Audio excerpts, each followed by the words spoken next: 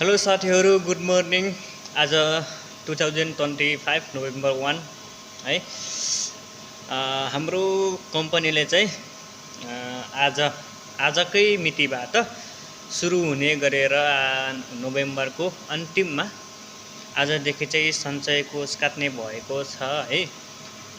पुरा स्यालेरीको 2% प्रति व्यक्ति प्रति महिना हामी जतिन्जेल मलेसियामा रहन्छौँ त्यतिन्जेलसम्म स्यालेरीको 2% सञ्चय कोष काटिने भएको छ है। हाम्रो कम्पनीले चाहिँ हामीले जानकारी गराइसकेको छ हिजो अक्टोबर 31 तारिकको नै।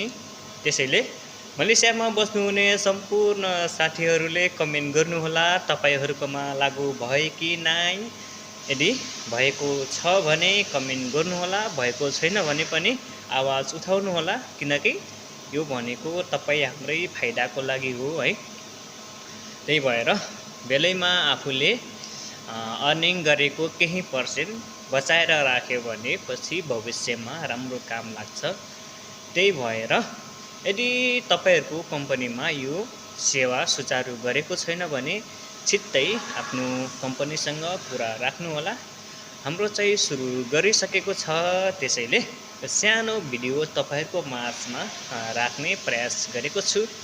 हस्त नमस्कार। अनि सम्पूर्णलाई मलेसियाको कुन ठाउँबाट यो भिडियो हेर्दै हुनुहुन्छ तपाईहरुको ठाउँको नाम पनि भन्नुहोला र मलाई फलो पनि गर्न नबिर्सनुहोला।